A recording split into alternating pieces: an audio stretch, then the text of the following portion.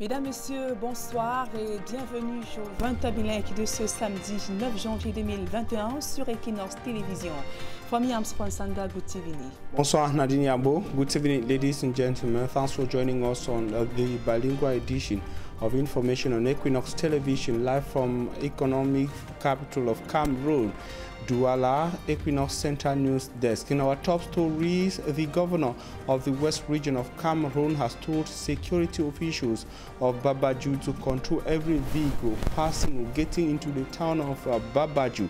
Governor Awa Fonka Augustine was speaking at the Bafoussam Regional Hospital while visiting some of the wounded victims, some persons who were wounded in the gun attack of Friday that left 6 persons killed. Amongst the persons killed were 4 security officials and 2 civilians.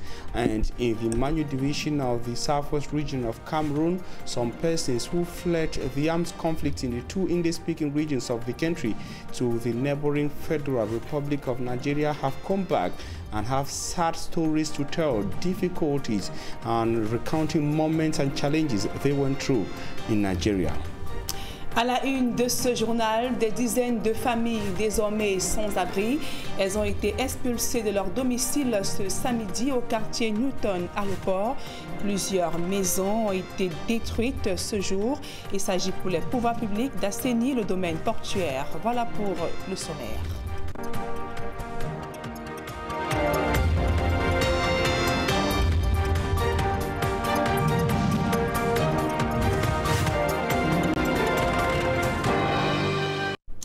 Mesdames, Messieurs, une fois encore, bonsoir et merci d'honorer ce rendez-vous de l'information sur Equinox Télévision. Je vous le disais en titre, consternation et désolation ce samedi.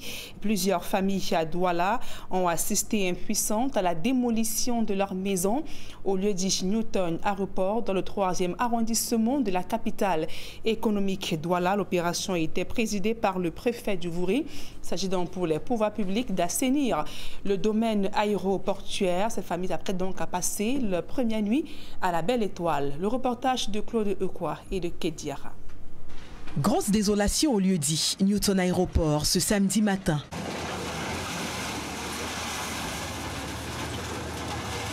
Des populations groupées non loin de ce qui était encore le lieu de résidence regardent interdites le triste spectacle des démolitions. Si les plus pragmatiques d'entre elles ont réussi à empaqueter leurs affaires, prêtes à s'en aller, les autres, dans de va-et-vient incessants, réunissent ce qu'elles peuvent encore avant que les anges en arrivent à leur hauteur.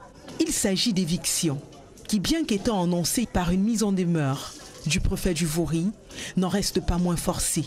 Dans le désarroi, nous avons reçu la note de l'adjoint au premier adjoint au préfet le 8 décembre en nous disant de déguerpir. Avant-hier, ils sont encore venus avec une note en disant qu'on déguerpit. On estime déjà à 1100 habitations, hein, parce que c'est un petit bloc qui a une densité de population. Sur le site, des parents dépassés par les événements qui ne savent à quel sens se vouer. Je me pose la question à savoir où on envoie toutes ces populations. Nous avons construit des maisons, ça n'a pas fait 2 jours. Aujourd'hui, on vient casser.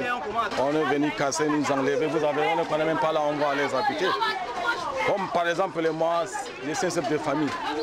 J'ai 7 enfants. Voilà, les autres ils sont là. Je suis dépassé. Je ne connais même pas comment faire. Pendant que les cas se produisent, des réclamations s'élèvent dans la foule. Les riverains accusent les autorités en charge du respect de la mesure, d'avoir outrepassé les limites annoncées. On parlait de 30 mètres, nous on a respecté, on vient maintenant, on est à plus de 70 mètres. On ne sait pas s'ils vont s'arrêter là-bas, on ne sait pas. Au milieu de l'année scolaire, avec les enfants en pleine année scolaire. L'adjoint sous-préfet a dit que c'est 30 mètres. De la route pour l'intérieur, c'est 30 mètres. Mais là, l'engin est en train de travailler à plus de 30 mètres. Donc même ceux qui ne sont pas dans la zone pour casser, on est en train de les casser. Faux, répondent les autorités qui affirment faire seulement leur travail. L'autorité administrative de concours avec ses services techniques procède au déguerpissement comme il se doit, dans les règles de l'art et conformément à la loi. Le géomètre du Minka fait là, donc il n'y a pas de problème, ça se passe très bien. Les sommations ont été faites au préalable par M. le sous-préfet Edouard II, qui est là personnellement, et avec le concours des forces de maintien de l'ordre dont la gendarmerie et la police, nous procédons au déguerpissement. Non, il n'y a pas de mesure de recadrement de ces populations. Ils s'occupent illégalement du domaine de l'aéroport. Pour mémoire, c'est le 3 novembre dernier que le fax portant instruction de ces évictions a été envoyé au préfet du Vouri par le ministre de l'administration territoriale. Après sa mise en demeure ce mercredi, le préfet est passé à l'action. Ces évictions rentrent dans le cadre des travaux d'assainissement des espaces aéroportuaires du Cameroun tels que définis par l'Organisation de l'aviation civile internationale. Et au lendemain de l'attaque meurtrière de Baba Diouf dans la région de l'Ouest Cameroun, le gouverneur Awafonka Augustine s'est rendu ce jour au chevet des blessés internés à l'hôpital régional de Bafoussam. Awafonka Augustine prescrit des fouilles systématiques à tous les véhicules, notamment qui entrent et qui sortent dans la ville de Bafoussam, également renforcement des mesures sécuritaires. Awafonka Augustine, comme vous le voyez en image, est allé donc apporter un soutien moral à ces personnes victimes de l'attaque meurtrière de Baba Diouf, ce qui a donc coûté la vie à 6 personnes, dont 4 soldats et 2 civils. Et ces populations ont été surprises donc par des individus lourdement armés qui ont donc ouvert le feu, tuant donc 6 personnes, dont 4 soldats et 2 civils. Et toujours dans la région de l'Ouest Cameroun, communes et villes unies, la nouvelle équipe dirigeante de la région de l'Ouest a officiellement pris fonction il y a quelques jours à Bafoussam, dans la région de l'Ouest. Les membres du bureau ont été appelés à toujours garder à l'esprit qu'ils sont au service du peuple. Leclerc Sakem, reportage. 2 grands défis majeurs attendent le nouveau bureau régional des communes et villes unies du Cameroun. L'organisation du Salon des communes de l'Ouest, la constitution du siège CVUC. De manière globale, il y a 2 points importants, à savoir la construction de l'immeuble siège et puis l'organisation de SACO. Nous allons travailler en synergie. Je compte sur mes pairs, mais pour que tout se passe dans de bonnes conditions. Cette équipe prend les rênes au moment où le parachèvement du processus de décentralisation est à son terme avec les conseillers régionaux. En les installant dans leurs nouvelles fonctions, le président du bureau exécutif national des communes et villes unies du Cameroun appelle ses élus du peuple de toujours garder en esprit qu'ils sont des ouvriers à la tâche des populations dont ils sont des représentants à la base. Je voudrais tout simplement dire qu'il s'agit d'un mouvement d'ensemble qui appelle au changement de paradigme, que nous puissions effectivement militer pour la territorialisation du développement local. Et cela passe par une action collective et agissante que nous devons implémenter pour le bonheur des populations qui nous ont fait confiance. Un hommage a été rendu aux pionniers de ce mouvement, Victor Fotso et Adamou Danjoya, qui ont quitté la Terre des Hommes en 2020.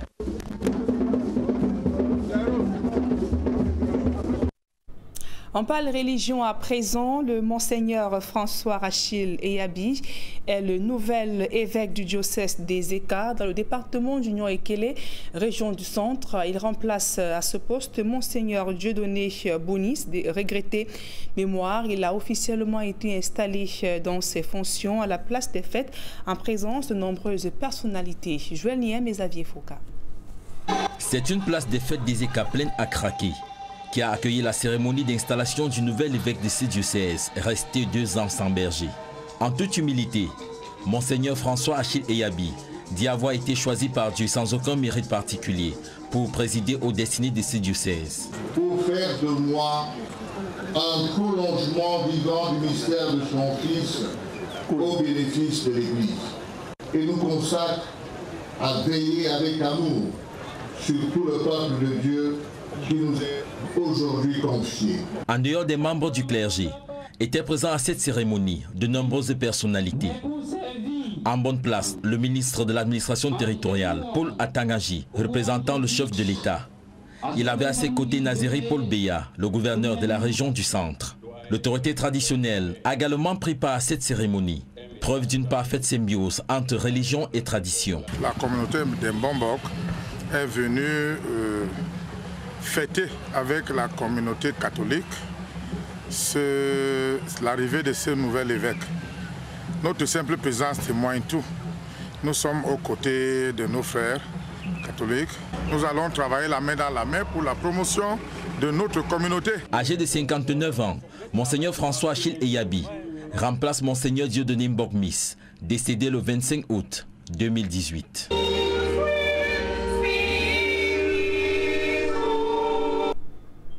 Et avant de refermer cette première partie du journal, faisons une immersion dans le fief de trafic de drogue dans la capitale économique Douala. Les éléments de la gendarmerie nationale ont mené une incursion dans la nuit du 31 décembre au 1er janvier 2021 dans plusieurs sites, notamment appelés le ghetto, et plusieurs personnes ont été interpellées durant cette opération coup de poing. Voici à ce sujet le grand reportage que signe Innocent Abega et Eric Fopoussi.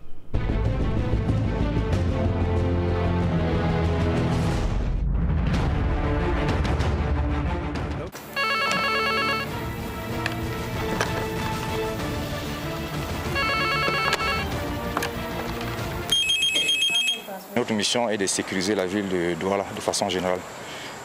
Nous avons reçu un ordre d'opération qui était très clair par rapport à la sécurisation des fêtes de fin d'année et que nous exécutons à la lettre. Position, situation de vos patrouilles sur le terrain. Pour le moment, rien à signaler. À vos 330. Ok, soyez vigilants sur le terrain, soyez porteurs de vos armes et soyez courtois vis-à-vis des populations.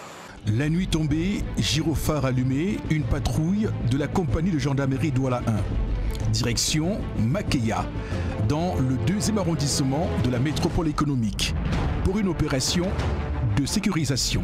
C'est à cet endroit particulier où la jeunesse se regroupe pour prendre les stupéfiants et commettre des actions de toute nature. Sur notre route, une étonnante première moisson. Ça. Oui. Ça c'est la drogue. Un handicapé. Allez, on va tout simplement le fouiller et le dépouiller de tout ce qu'il a et le laisser partir. Tirant sur un joint, cet homme est lui aussi appréhendé. Voilà ce qu'ils détiennent nuitamment quand ils ont pris la drogue, sous le fait de la drogue, et vous dépouillent de vos biens avec ces armes blanches. Le sujet est potentiellement dangereux. On est obligé de le conduire parce que lui, c'est non seulement un délinquant, et il est susceptible de blesser dans la nuit. Vous avez vu son armement. Commence alors notre entrée dans l'un des labyrinthes les plus dangereux de Douala. Allez, stop, stop, allez, stop, vous bougez ici, oh, stop, oh. Et un coup de feu tiré. Couchez, couchez, venez, assieds-toi, imbécile, oh. L'endroit accueille des âmes en délire. Oh, couchez, imbécile, non, sortez. Je compte à toi, et tu mets le feu. Voilà, vous sortez, hein. Un autre prend la fuite et bloque le passage vers une autre pièce.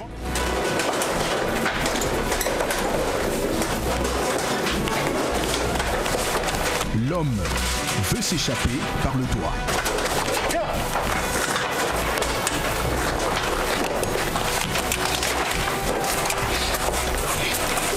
À un moment, un parpaing est lancé d'en haut.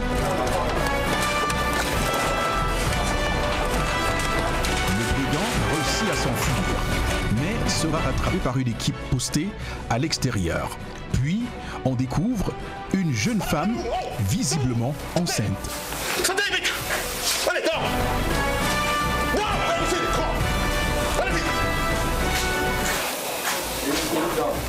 Au bout de l'opération coup de poing, embarquement des personnes interpellées vers la brigade terre de Newbel pour exploitation et au besoin poursuite judiciaire.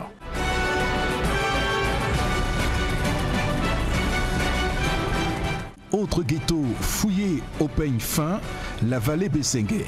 Tour du propriétaire et contrôle de routine alors que des usagers sortent pour la fête. Cas d'enterrement. Allez, on fait silence, nos contacts. Il est suspecté de vol de téléphone. Pour montrer patte blanche, il conduit les hommes en tenue à son domicile. L'affaire se termine sur une bonne note après qu'il ait montré les factures de téléphone. Direction le très réputé Ndokoti, où nous sommes transférés à la charge d'une autre équipe. Le capitaine Modeste Dassi, commandant de la compagnie Douala 2, et ses hommes s'apprêtent à faire une descente dans une zone de consommation de stupéfiants. On va passer par la lui va La planification se fait sous les feux d'artifice du Nouvel An. Sans doute prévenus à l'avance, les brigands, fumeurs de drogue, ont déjà déserté les lieux à notre arrivée.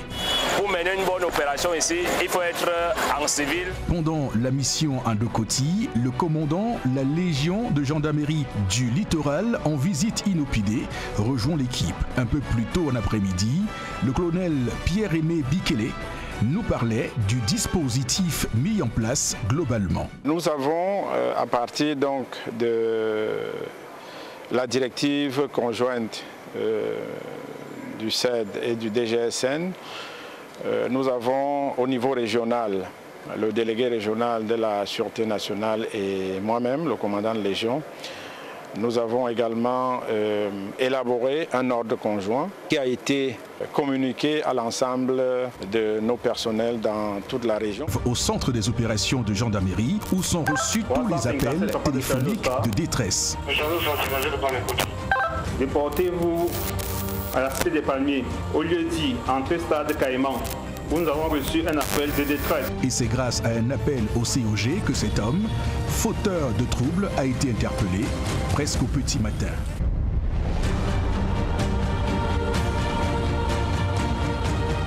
Et avant de refermer cette première partie de ce journal, l'actualité hors de nos frontières, en Indonésie, contact perdu avec un Boeing 737-500 d'une compagnie indonésienne. Peu après son décollage, le contact a été perdu avec l'avion ayant décollé ce samedi à l'aéroport de Jakarta.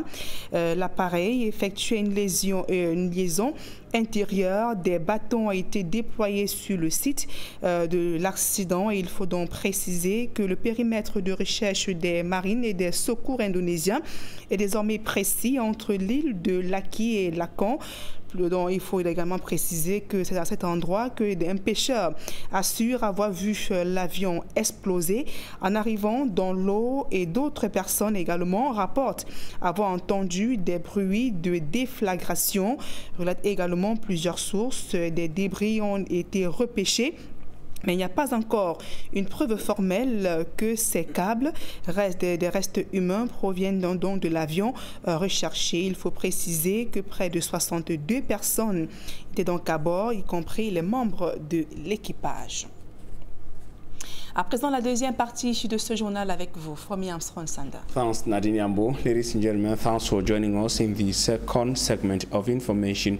We begin with the forceful eviction and demolition exercise in Douala, Cameroon's economic capital city today, to say that tens of families have been rendered homeless in Douala following a forceful eviction and demolition exercise at the New Town Aeroport neighborhood of the city today. The exercise, supervised by the First Assistant Senior Divisional Officer for the Vuri Division, has been described by victims as unjust. The victims who saw their houses demolished say the announced 30 meters distance from the main road was violated by the team in charge of the demolition exercise. They accused the team led by the First Assistant Senior Divisional Officer for the Vuri Division of going 60 meters into the neighborhood, whereas they were called upon to evacuate 30 meters into their neighborhood from the main road.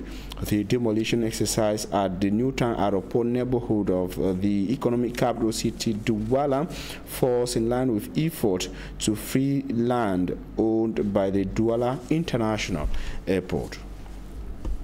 The governor of the West Regional, Governor Awa Fonka Augustine, has urged security officials to check every vehicle passing through or getting into the town of Babaju in the Bambutus division of the West Region of Cameroon. Governor Awa Fonka Augustine was speaking this day in Bafoussam at the Bafoussam Regional Hospital, where he went to pay a visit to some of the persons who were wounded in an attack on Friday that left 6 Cameroonians killed.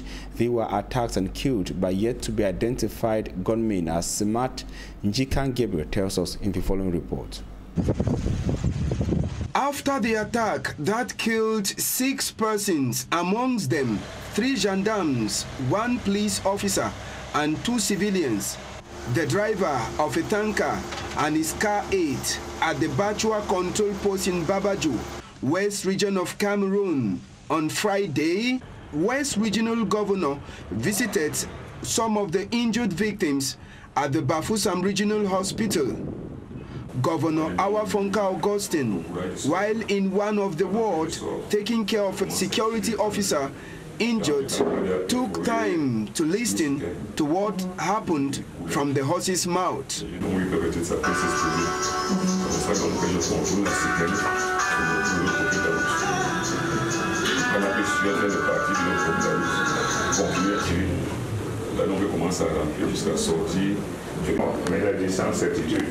From the hospital, Awafonka Augustine made a stopover at the Gendarmerie Brigade of Babaju to give comforting words to the commander, whose 3 elements died as a result of the attack.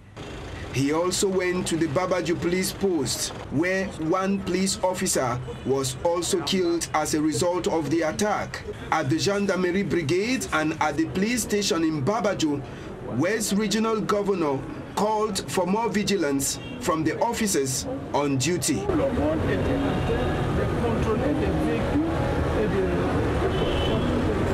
The governor was categorical and was also bitter and asking the security officials to maintain vigilance to check every vehicle. He repeated that every vehicle passing through Babaju or getting into the town of Babaju and the rest of the Bambutus division of the West Region of Cameroon should be properly checked.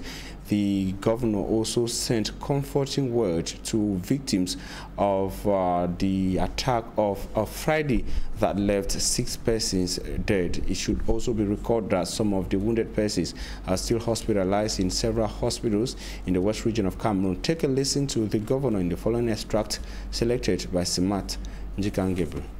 About 5:58 a.m.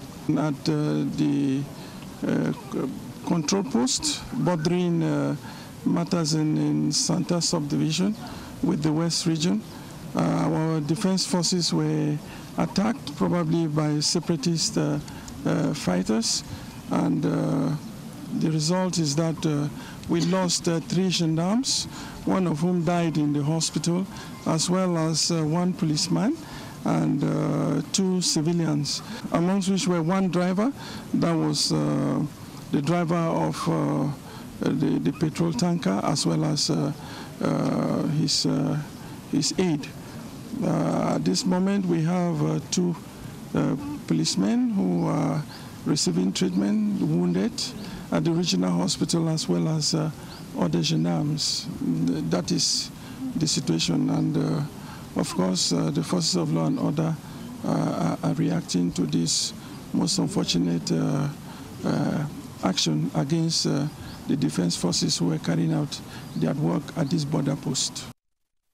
And the war in the Anglophone regions of Cameroon has continued to push many persons, giving them forceful status like internally displaced persons and others being turned into refugees, at least those who fled into neighboring Federal Republic of Nigeria. Some of them have returned to Manu, a division in the southwest region of Cameroon.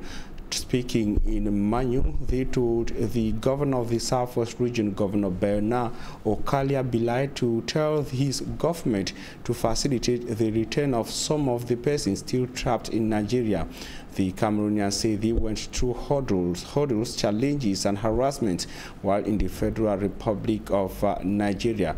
They were also speaking in an occasion to receive aid given by President Paul Biya to internally displaced persons of the armed conflict in the northwest and southwest regions of Cameroon, but also to refugees. Derek Jato moved to Manfi, chief town of the Manu division, came back and compiled the following report in Boya. They ran out of their land and out of their country to neighboring Nigeria because of the war at home. And today these ones are coming back, and everything about them have changed. Life might not be the same again as they tell their stories. The thing I feel suffered last year and 2 years ago plenty because of the death of the Pekin, the suffer of the war. They go enter my house, thief all things, carry me my trash, broke door, carry pot, plenty things, I don't feel name. Get to Port Harcourt, but it was not too easy since it is not my father's land. I just had to manage with what I could. Everyone of my property, I went to the village, everything was burned. And this is how this population of Mamfe returning from Nigeria was received by President Paul Biya, and Southwest Governor Bernard Okalia-Bilai is the one sent to deliver the head of state humanitarian aid. It is the head of state himself who disburses money to buy all those material, foodstuff, house equipment to welcome our brothers. And nearby, the mayor of Mamfe Council took the Southwest governor to see a structure that he said is ready to host over 50 families for the moment. The capacity of the whole building is 50 rooms. 50 rooms? Yes. The 50 rooms can welcome how many persons? That's I've differentiated it in three groups of persons. It is true most of them here returning from Nigeria don't have a place like home or villages. Most of them were burnt down. And Southwest Governor Bernard Okalia-Bilai admitted that mistakes were done, but let bygones be bygones, encouraging these people to embrace the opportunities awaiting them. The head of state has launched a program of reconstruction. We cannot reconstruct, we cannot rebuild if the beneficiaries are not there. We are going to build for who? Let them come back. Let them come back. There are many opportunities. The Shan is coming. And it is their wish that the Cameroon government should not only be at the receiving end, but facilitate their coming back, for the pains to come back home were too much. As border not be there open with the pass construct, before one pass here we pay money, we pass here we pay money before we enter here for December. I be spend a lot. Tens of thousands of Cameroonians are still in the neighboring Nigeria as refugees because of the Anglophone crisis. Spectators will not be obliged to pay or show their medical COVID-19 results before getting into stadium hosting matches for the African Nations Championship CHAN 2021 in Cameroon. The information was made public by the head of the medical department of CHAN 2021 in Cameroon in an exclusive interview to Equinox Radio and Television. Smart Jikangebe.